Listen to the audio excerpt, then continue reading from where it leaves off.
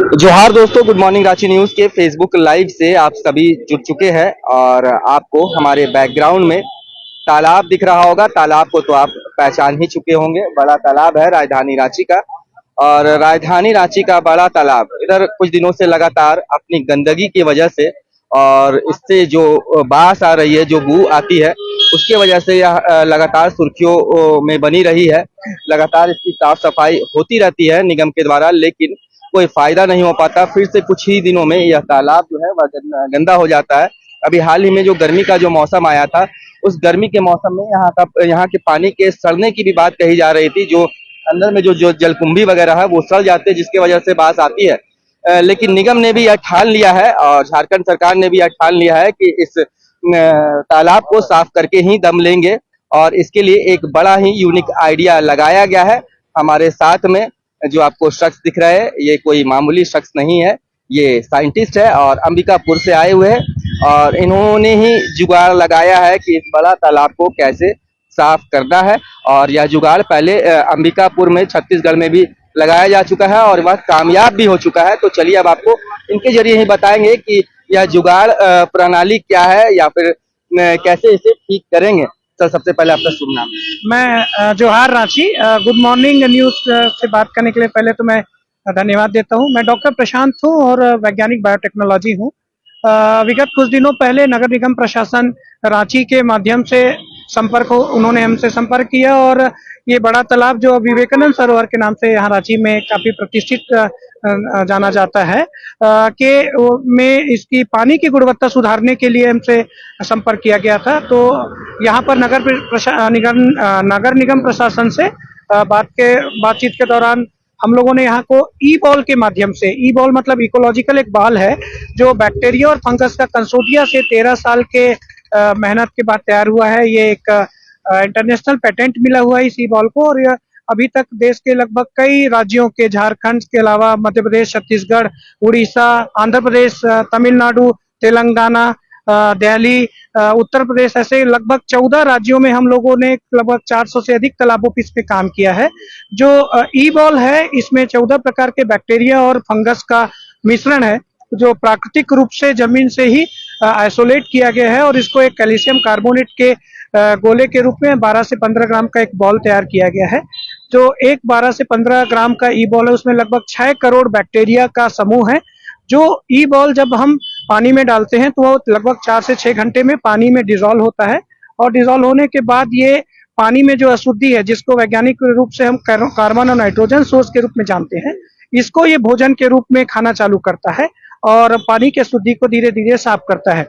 जहां तक रांची का इस विवेकानंद सरोवर की पानी की गुणवत्ता सुधार की बात है, यहाँ की पानी को गुणवत्ता सुधारने के लिए हम लोगों ने जो प्लान तैयार किया है वो पूरा 1 साल का प्लान है, जिसमें शुरुआती 15-15 दिनों के अंतराल में 4 बार लगभग 2 महीने तक हम 8-8 हजार ई बॉल का डोसिंग करेंगे। मतलब 32,000 ई बॉल हम 2 महीने के अंतराल में डालेंगे। उसके बाद 4 बार हम 1-1 महीने के अंतराल में मतलब 6-6 हजार ई बॉल डालेंगे। तो 24,000 ई बॉल हम आने वाले तीसरे से लेकर 6वें महीने तक डालेंगे। उसके बाद हम हर महीना 4-4 हजार ई बॉल इसमें डालेंगे। तो लगभग 1 साल में हम लोग इसमें लगभग 80,000 से अधिक ई बॉल डालेंगे। जो ई बॉल है न केवल पानी की गुणवत्ता को सुधारने का काम करता है, पानी के पीएच लेवल को मेंटेन करेगा, बीओडी और सीओडी, और खास करके पानी का जो हार्डनेस है जिसको टीडीएस के नाम से जानते हैं, टीडीएस को भी सुधारने का काम ये करेगा। ई बॉल सर पानी में जाने के बाद खुद को मतलब उसके जो बैक्टीरिया वो मल्टीप्लाई भी करते हैं। बिल्कुल, ये प्राकृतिक रूप से एकदम सुरक्षित बैक्टीरिया और फंगस का समूह है। ये पानी में जाके अपनी संख्या को तेजी से बढ़ाएंगे और पानी में ये पहले भी पानी में अधिक मात्रा में ये बैक्टीरिया पाया जाता था। ये लाभदायक बैक्टीरिया है जिसमें मानव समुदाय से लेकर जलीय समुदाय जैसे मछली या पौधे को जो पानी में पाए जाते हैं उनको कोई नुकसान नहीं होता है। और प्राकृतिक रूप से ये पहले हमारे जल सरोवरों में, तालाबों में पाया जाता था, परंतु लगातार हमारे दैनिक जीवन में सर्फ या कैल्शियम कार्बोनेट या सोडा जिसको बोलते हैं, या साबुन या शैम्पू के उपयोग से ये ड्रेन वाटर घरों से निकलकर नालियों के माध्यम से जब जल स्रोतों में मिलते गए तो ये टॉक्सिक इफेक्ट के कारण ये जो लाभदायक जो बैक्टीरिया थे उसके जहरीले प्रभाव से कम होते गए, जिसके कारण पानी की गुणवत्ता या पानी में बदबू आने चालू हुई है। ये न केवल रांची की समस्या है बल्कि पूरे देशों की जो नगरीय निकायों की जो तालाब है उसमें ये समस्या पाई जाती है।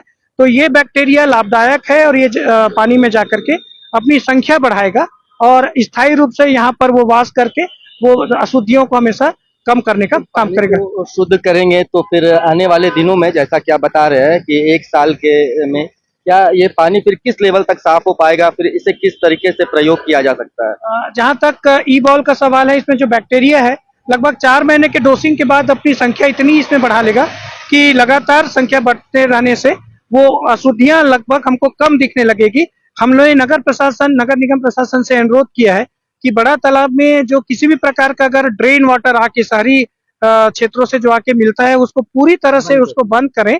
साथ ही साथ ये एरिया बड़ा है, 40 से अधिक एकड़ का तालाब है, तो इसमें एरेशन के लिए एरिएटर की व्यवस्था जरूर करें। अभी एक बड़ा एरिएटर एक गार्डन के पास लगा हुआ है, तो हमने उनको सुझाव दिया है कि अच्छे परिणाम के ई बॉल के अच्छे परिणाम के लिए यहाँ पर एरिएटर का भी व्यवस्था करें। साथ ही साथ जो विभिन्न क्षेत्रों से अगर इसमें ड्रेन अगर आता है तो ड्रेन वाटर को भी नियंत्रित करें ताकि नगर वासियों को 4 से 5 महीने में इसका सकारात्मक परिणाम देखने को मिले। अगर ड्रेन्स को अगर बंद कर दिया जाए और अगर इस प्रयोग को लगातार जारी रखा जाए तो क्या ये पानी पीने योग्य हो सकता है आने वाले? देखिए, पीने योग्य तो इसलिए नहीं मैं दावा कर सकता हूँ कि पीने योग्य पानी में बहुत सारी चीजें को ध्यान में रखना पड़ता है। हाँ, लेकिन ये कह सकता हूँ कि एक्वेटिक एनिमल के लिए और साथ ही साथ जो पानी की बदबू या पानी की क्वालिटी है, खासकर का पीएच, टीडीएस और बीओडी सीओडी का लेवल ऐसा स्तर पे आ जाएगा कि जो तालाब का पानी जो हमारे साफ तालाब का पानी होता है उस स्तर पे सुधार हो जाएगा। अच्छा, ये सर प्रयोग और किस किस जगहों पर अब तक कामयाब हो चुका है 100% सक्सेसफुल? हम लोगों ने नगर निगम अंबिकापुर में, रायपुर के बड़ा तालाब को भी हम लोगों ने किया है।